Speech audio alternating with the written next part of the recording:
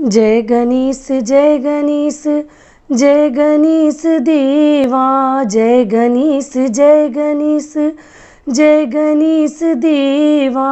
माता जाकी पार्वती पिता महादेवा। लड्डुओं का भोग लगे संत करे सेवा। जय गणेश जय गणेश जय गणेश देवा।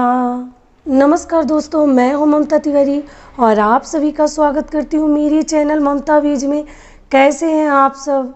तो चलिए आज हम सकट चौथ, तिल चौथ, माघ की चौथ, इस चौथ को हम कई नामों से जानते हैं।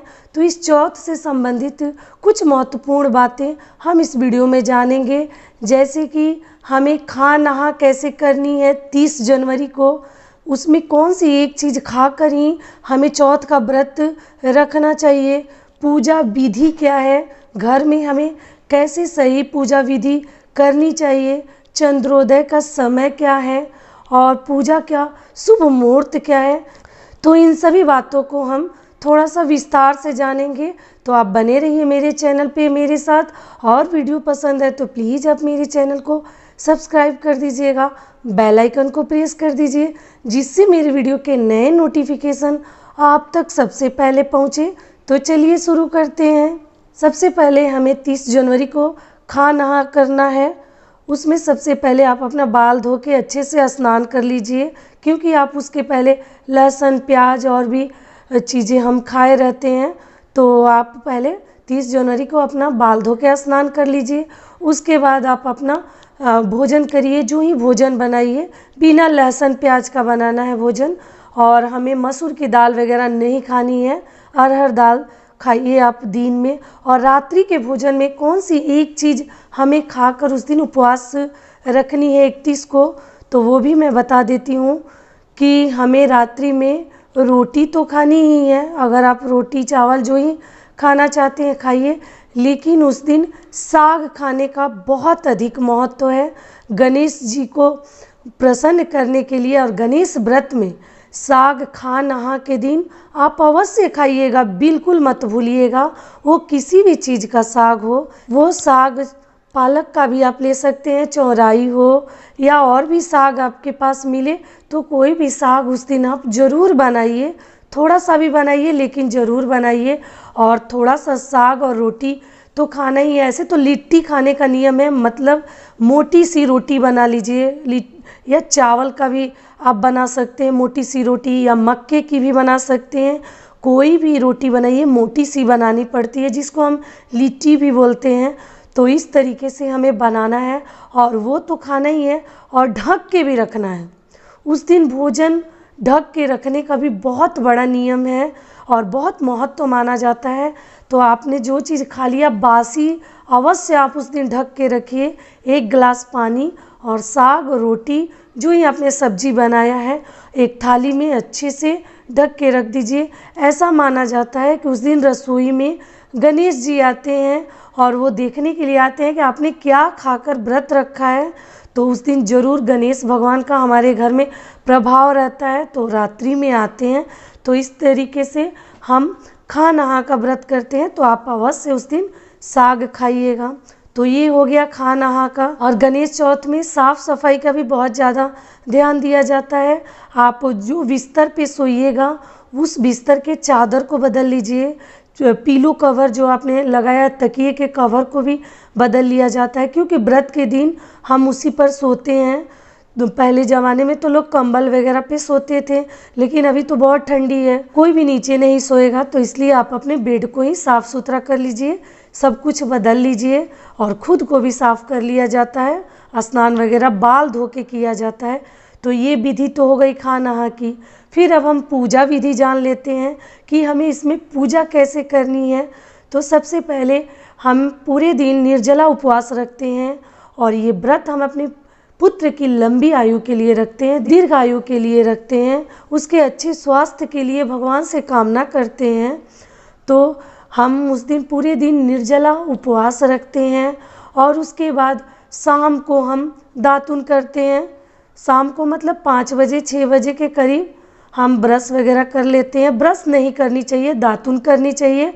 और सुबह भी अगर आप चाहें तो विधिवत आप स्नान कर लीजिए, ब्रश कर लीजिए, चाय पी लीजिए, जिसको सर्गही भी बोलते हैं, पानी पी लीजिए, क्योंकि हम निर्जला उपवास रखते हैं। जैसे हम करवा चौथ करते हैं उस तरीके से आप जल ग्रहण करके भी आप व्रत रख सकती हैं, लेकिन उसको सुबह में रखना है। ब्रह्म मुहूर्त में 4 बजे के करीब आप उठकर जल वगैरह पी लीजिए। उसके बाद पूरे दिन हमको निर्जला उपवास रहना पड़ता है। और शाम को दातुन फिर से एक बार कर लीजिए। दातुन करने के बाद हम स्नान करते हैं। स्नान करके एक स्वच्छ कपड़ा पहन लीजिए, वस्त्र धारण करके साड़ी पहन लीजिए, सूट पहन लीजिए, जो ही आपको पसंद है। और उसके बाद हम पूजा की तैयारी करते हैं। तो या तो आप एक चौकी ले लीजिए, या एक बैठने के लिए लकड़ी का पट्टा सा आता है वो ले लीजिए, और उसके ऊपर आप पीला या लाल वस्त्र बिछा लीजिए। उस पर गणेश जी की प्रतिमा या मूर्ति आप सजा लीजिए। अगर फोटो रखे हैं तो वो भी रख लीजिए। उनको पीला वस्त्र चढ़ाइए और लक्ष्मी जी को सिंदूर लगाइए, गणेश जी को सिंदूर लगाइए, चंदन रोली लगाइए। अगर आपके पास गोबर मिलता है तो उससे भी गौरी गणेश हम बनाते हैं और उनका विधिवत पूजा किया जाता है। और फूल माला धूप दीप से पूजा करिए। तिल का इसमें बहुत महत्व है। तिल कि आप तो लड्डू ले लीजिए, या ऐसे तिल को धो के गुड़ के साथ और अदरक के साथ मिलाकर एक प्रसाद तैयार करते हैं, वही गणेश जी को चढ़ता है। 5 फल लिया जाता है, जिसमें सबसे अनिवार्य फल क्या है?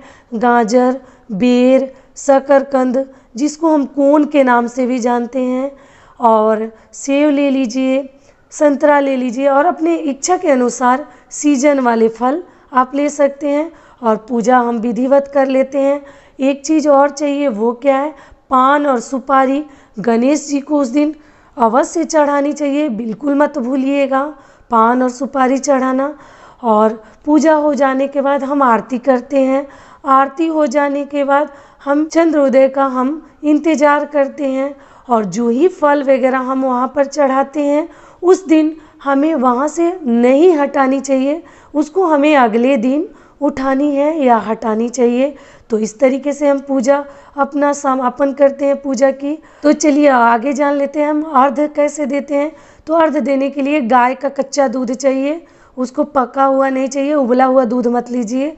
और पान का पत्ता ले लीजिए, सुपारी ले लीजिए, और एक सिक्का ले लीजिए। इन सभी चीज़ों से हम गणेश जी का अर्घ देते हैं और पूजा करते हैं और व्रत का समापन करते हैं। उसके बाद हम जो ही फलाहार करते हैं, क्योंकि उस दिन अनाज हम लोग नहीं खाते हैं, आप अपने तरीके से देख लीजिएगा। साबूदाना, शकरकंद, केला, ये सब चीज़ें आप खा सकती हैं, लेकिन अनाज हम लोग उस दिन नहीं खाते हैं, क्योंकि करवा चौथ में लोग अनाज भी खा लेते हैं अर्घ देने के बाद, लेकिन इसमें अनाज नहीं खाया जाता। और पानी पीते हैं, जल ग्रहण करते हैं। इस तरीके से हम अपना व्रत खोलते हैं। तो ये हो गया। अब चलिए हम बता देते हैं पूजा का शुभ मुहूर्त क्या है और चंद्रोदय का सही समय क्या है। तो चतुर्थी तिथि शुरू होगी 31 जनवरी 2021 रात्रि में 8:24 से प्रारंभ हो रही है। चतुर्थी तिथि समाप्त कब होगी? तो ये तिथि समाप्त होगी 1 फरवरी 2021 6:24 शाम को समाप्त हो जाएगी।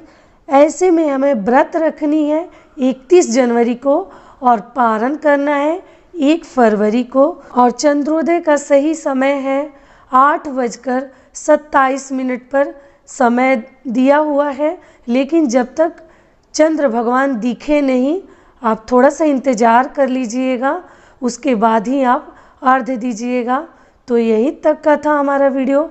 आशा करती हूँ कि इससे आपको लाभ मिलेगा, और इसमें कई कथाएं भी हम सुनते हैं। तो मैंने एक कथा कहा है, उस कथा का लिंक मैं इस वीडियो के डिस्क्रिप्शन बॉक्स में दे दूँगी। तो यहीं तक का था हमारा वीडियो। फिर मिलती हूँ एक नए वीडियो में, तब तक के लिए नमस्कार।